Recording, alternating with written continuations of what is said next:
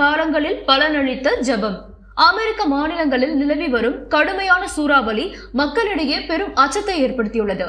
இதில் சிலர் சவாலான காலங்களில் தங்களுக்கு ஜெபமே உதவியது என்று கூறியுள்ளனர். டென்னிசியில் வசித்து வந்த ஓய்வு பெற்ற போதகர் ஒருவர் 4 அங்குல தூரத்தில் சூறாவளியிடம் இருந்து தன்னை தேவன் காப்பாற்றியது மட்டுமில்லாமல் ஜெபம் பலனளிக்கும் என்று என்னால் சொல்ல முடியும் என கூறினார்.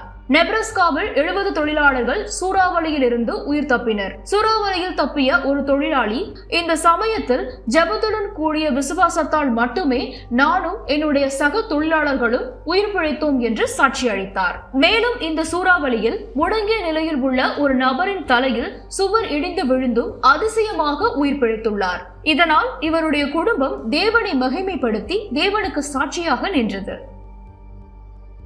எங்கள் மகா இரக்கமுள்ள பரிசுத்த தேவனே, இந்த சாட்சிகளுக்காக உம்மை ஸ்தோத்தரிக்கிறோம்.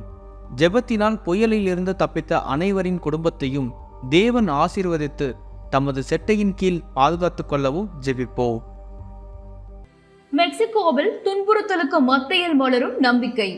மெக்சிகோவின் ஒயாக்ஸ்காவில் நடந்த சுவிசேஷ போதகர் மாநாட்டின் போது போதகர் SM இக்லேசியா எவாஞ்சலிக்கல் நேஷனல் பேட்டியில் கூறியதாவது: போதைப் பொருள் கடத்தல்காரர்களின் துன்புறுத்தல் மற்றும் வன்முறையை எதிர்கொண்ட போதிலும் மெக்சிகோவின் மலைப்பகுதிகளில் தொடர்ந்து ஊழியம் செய்தேன் என்று தனது சாட்சியை பகிர்ந்து கொண்டார். மெக்சிகோவின் அரசியல் அமைப்பு மத சுதந்திரத்திற்கு உத்தரவாதம் அளித்தும் சில உள்ளூர் தலைவர்கள் பூர்வீக சமூகங்கள் மீது மத சம்பிரதாயங்களை திணித்து துன்புறுத்தப்பட்ட நபர்களை வெளியேறும்படி கட்டாயப்படுத்துகின்றனர். The Open Doors World Watch List 2024 கணக்கெடுப்பின்படி கிறிஸ்தவர்கள் மிக கடுமையான துன்புறுத்தலை எதிர்கொள்ளும் நாடுகளின் பட்டியலில் மெக்சிகோ 37வது இடத்தில் உள்ளது.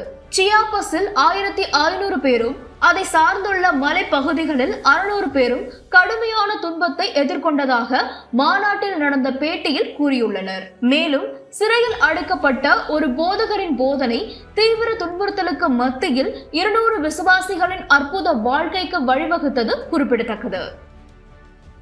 இரக்கமுள்ள தேவனே, மெக்சிகோவில் இருக்கும் கிறிஸ்தவர்களுக்கு எதிரான துன்புறுத்தலை தேவன் மாற்றுவீராக.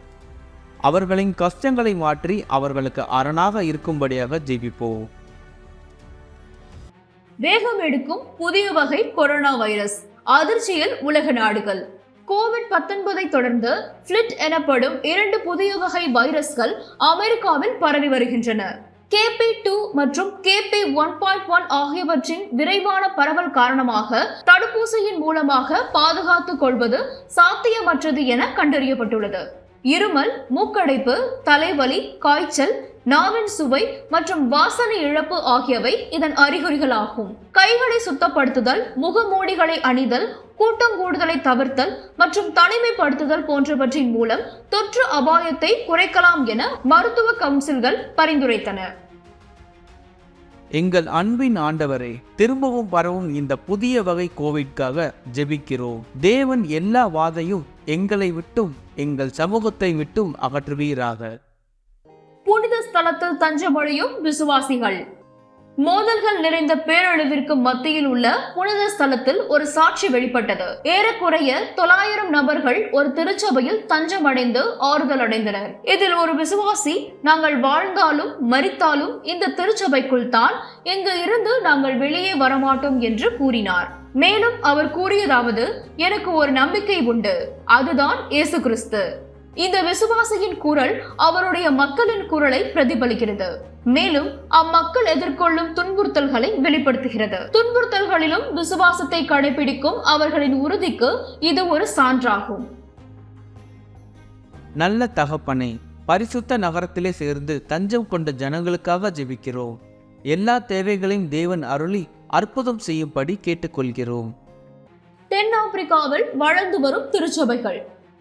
சமீபத்திய ஆண்டுகளில் திருச்சபைகள் அதிகரித்து வரும் நாடுகளில் தென்னாப்பிரிக்கா, இத்தாலி மற்றும் அமெரிக்கா ஆகிய 3 நாடுகள் முக்கிய பங்கு வகிப்பதாக ஆய்வுகள் தெரிவிக்கின்றன. 2022ஆம் ஆண்டு மக்கள் தொகை கணக்கெடுப்பின்படி தென்னாப்பிரிக்காவின் கிறிஸ்தவ வளர்ச்சி மீண்டும் அதிகரித்துள்ளது. 85.3% கிறிஸ்தவர்களே பெரும்பான்மையாக உள்ளனர். இருப்பினும் தென்னாப்பிரிக்காவின் பாரம்பரிய கிறிஸ்தவ திருச்சபைகளில் உறுப்பினர்களின் எண்ணிக்கையில் பரவலான மாற்றங்கள் ஏற்பட்டுள்ளது. மேலும் தென்னாப்பிரிக்கர்கள் கிறிஸ்தவத்தில் தழை தூங்கி வருகின்றனர். தென்னாப்பிரிக்காவில் உள்ள சபைகளின் வளர்ச்சிக்காகவும் ஆவிக்குரிய சத்தியங்களை போதிக்கும் சபைகள் பெருகி ஜனங்கள் தங்கள் வாழ்க்கையில் பயன்பெறவும் தேவனை மகிமைப்படுத்தவும் ஒன்று கூடி ஜெபிப்போம். இந்த இருள் நிறைந்த உலகில் ஜெபம் ஒன்றே ரே ஆஃப் ஹோப் என்று நாங்கள் நம்புகிறோம். ஆமென்.